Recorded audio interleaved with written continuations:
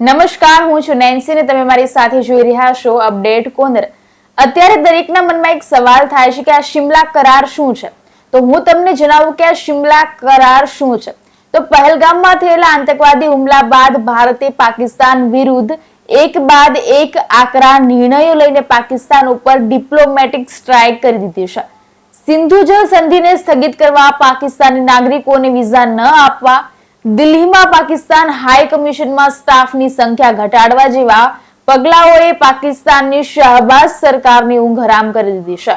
ભારતની આ કાર્યવાહી બાદ પાકિસ્તાનમાં રાષ્ટ્રીય સુરક્ષા સમિતિની એક બેઠક યોજાઈ હતી, જેમાં કહેવામાં આવ્યું હતું કે ભારત જેવી બદલો લેવાની કાર્યવાહી કરવામાં આવશે।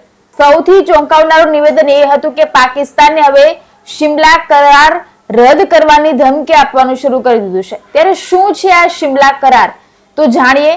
તો તમને બધાને સવાલ હશે કે આ ક્યારે થયો, તો તમને હું જણાવું કે શિમલા કરાર પાયો 1971ના ભારતના અને પાકિસ્તાન વચ્ચેના યુદ્ધ પછી નખાયો હતો। આ યુદ્ધમાં ભારતે પાકિસ્તાનના પૂર્વી ભાગ એટલે કે હવે બાંગ્લાદેશને મુક્ત કરાવ્યો અને પાકિસ્તાની સેનાએ આત્મસમર્પણ કર્યું હતું। ભારતે લગભગ 90,000 પાકિસ્તાની સૈનિકોને બંદી બનાવ્યા હતા। ભારતે પશ્ચિમ પાકિસ્તાનના લગભગ 5,000 ચોરસ માઇલ વિસ્તાર ઉપર નિયંત્રણ મેળવ્યું હતું। આ યુદ્ધના લગભગ 16 મહિના બાદ 2 જુલાઈ 1972ના રોજ હિમાચલ પ્રદેશની રાજધાની શિમલામાં ભારતના તત્કાલીન વડાપ્રધાન ઇન્દિરા ગાંધી અને પાકિસ્તાનના વડાપ્રધાન ઝુલ્ફિકાર અલી ભુટ્ટો વચ્ચે આ ઐતિહાસિક કરાર ઉપર હસ્તાક્ષર કરવામાં આવ્યા હતા। શા માટે કરવામાં આવ્યો હતો આ શિમલા કરાર? તો શિમલા કરાર વાસ્તવમાં ભારત અને પાકિસ્તાન વચ્ચેના સંબંધોને સામાન્ય બનાવવા અને ભવિષ્યના કોઈ પણ વિવાદને શાંતિ અને વાતચીત દ્વારા ઉકેલવાની પ્રતિબદ્ધતા છે। આ કરારમાં પરસ્પર એવું નક્કી કરવામાં આવ્યું હતું કે ભારત અને પાકિસ્તાન તેમના તમામ મુદ્દાઓ વાતચીત દ્વારા ઉકેલશે। કોઈ ત્રીજા દેશ કે સંગઠનને આમાં દખલ કરવાની મંજૂરી આપવામાં આવશે નહીં। આ કરારનો એક મહત્વપૂર્ણ મુદ્દો એ હતો કે ભારત અને પાકિસ્તાન પરસ્પર સંમતિથી કાશ્મીરમાં નિયંત્રણ રેખા એટલે કે LOC ને માન્યતા આપશે અને કોઈ પણ પક્ષ તેને એક પક્ષીય રીતે બદલી શકશે નહીં। તો પાકિસ્તાન શિમલા કરારનો ઉપયોગ હથિયાર તરીકે અત્યારે કરી રહ્યું છે।